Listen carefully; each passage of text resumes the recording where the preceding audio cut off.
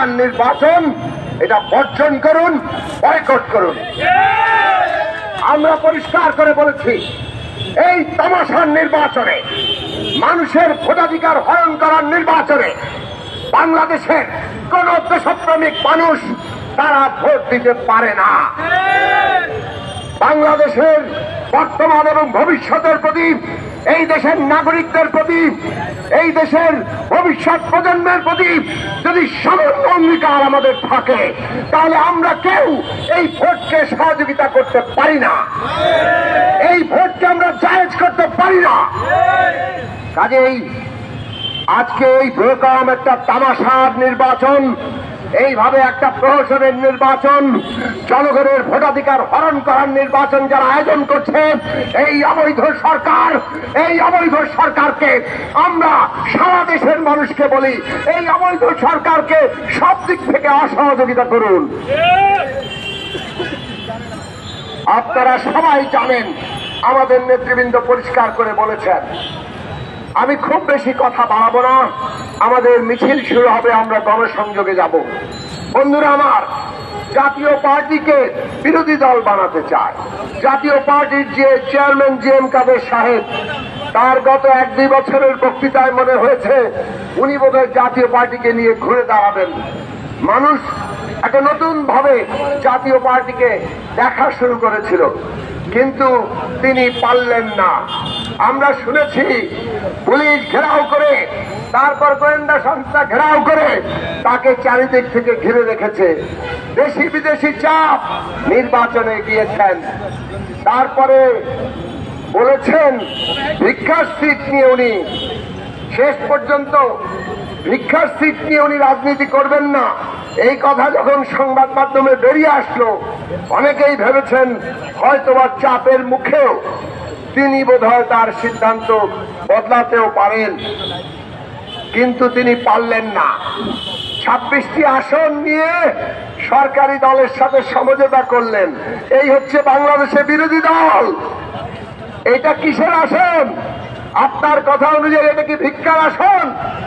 তাহলে ভিক্ষার সিট নিয়ে বাংলাদেশে বিরোধী দল তৈরি করে। বাংলাদেশে এইরকম একটি তামাশার নির্বাচন তারা করতে চায়।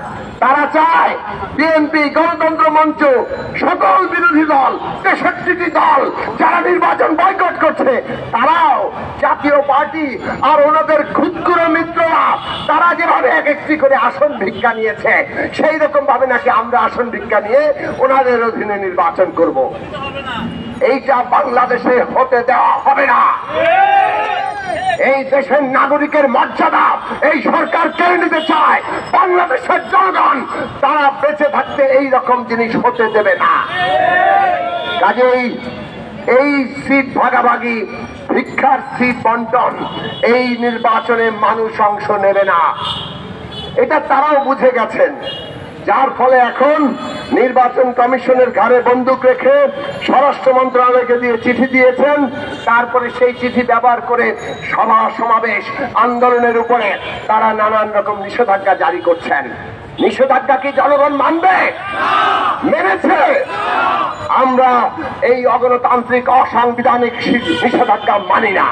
হামলা করবেন, মামলা করবেন, গ্রেফতার করবেন, জেলে পুরবেন, শাস্তি দিবেন, সাজা দেবেন, দিতে থাকুন, কিন্তু দিন বদলাবে। জনতা একদিন এই বাংলাদেশের, তাদের যে জনগণের বাংলাদেশ, তাকে পুনঃপ্রতিষ্ঠা করবে এবং তখন আপনাদেরও বিচার হবে এই দেশের মানুষের কাছে। আপনাদের সকলকেও কাঠগড়ায় দাঁড়াতে হবে। সেই লড়াই আমরা করছি। কাজে এই দমন পীড়ন করে লাভ হবে না। এখন দমন পীড়ন জায়েজ করার জন্য ভয়ঙ্কর পথ বেছে নিয়েছে। তারা একটির পর একটি নাশকতা করছে। ট্রেনে আগুন দিয়ে মার শিশুকে কি নির্মম ভাবে আগুনে পুড়িয়ে মেরেছে এবং সেই কাজগুলো ঘটিয়ে বিরোধী দলের উপর দায় চাপাচ্ছে। আর এগুলো তো আগে করেছেন, এইবার আর এগুলো মানুষ বিশ্বাস করে না। নাশকতা করে বিরোধী দলের উপর দায় চাপিয়ে আপনারা সবাইকে গ্রেফতার করবেন, ক্র্যাকডাউন করবেন, মানুষ সেটা বিশ্বাস করে না। মানুষ আপনাদের চাল ধরে ফেলেছে। কাজে এই মানুষ আপনাদের এই আসল উদ্দেশ্য বিরোধী দল দমন পীড়ন, সেইটা তারা বুঝে গেছে বলেই এই সমস্ত নাশকতা যে সরকারি মদদে হচ্ছে, এই সমস্ত নাশকতা যে নানান ভাবে সংস্থার লোকদের করানো হচ্ছে, এইটা পরিষ্কার।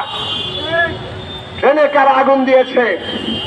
ওই ট্রেন থেকে লাফ দিয়ে একজন বেঁচেছিলেন, সেই যাত্রী পরিষ্কার করে বলেছেন পোশাক পরা লোকেরা এই কাজটা করেছেন।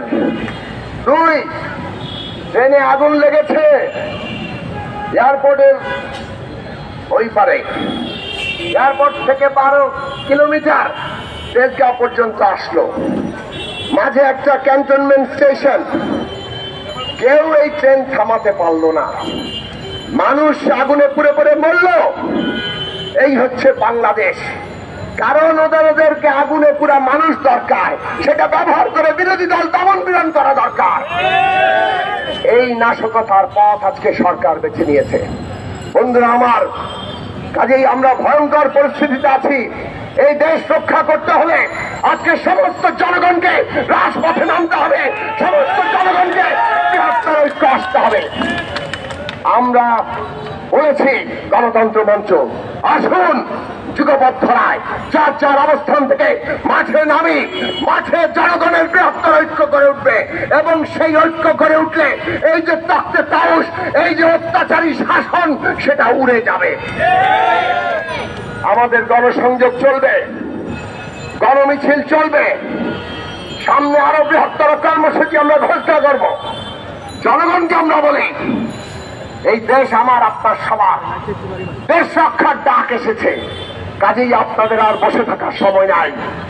গুলি ওরা করতে পারে, ভয় ওরা দেখাতে পারে, কিন্তু গুলি করে সব মানুষকে তারা মারতে পারবে না। পাকিস্তানি সেনাবাহিনী পারে নাই। কাজেই এই আওয়ামী লীগের সরকার, যাদের পায়ের তলায় মাটি নাই, চুরি দুর্নী লুটপাট করে যারা দেশটাকে ফোকলা বানিয়েছে, প্রতিদিন যারা আমার আপনার পকেট থেকে হাজার লক্ষ কোটি টাকা হাতিয়ে নিচ্ছে, দ্রব্যমূল্য বাড়িয়ে সিন্ডিকেট তৈরি করে ব্যাংক লোপাট করে, এই সরকারের ওই ক্ষমতা নাই। কাজেই আমাদের সবাইকে নামতে হবে এবং ওই 7 তারিখের যে তামাশা, সেইটা বর্জন করতে হবে, বয়কট করতে হবে। আগামীকালও আমরা গণসংযোগ করব। বিকেলবেলা শাহবাগ থেকে আমাদের গণসংযোগ শুরু হবে। সময় তারিখ সুনির্দিষ্টভাবে আপনাদেরকে সংবাদ বিজ্ঞপ্তির মাধ্যমে জানিয়ে দেওয়া হবে। আমরা আজকে আমাদের সমাবেশের কাজ এখানেই শেষ করছি। আমরা এখন একটি গণসংযোগ মিছিল করব। এখান থেকে আমরা মতিঝিলের দিকে যাব। আপনাদের সবাইকে আমাদের সহযোগী হওয়ার, সাথী হওয়ার আহ্বান জানাই।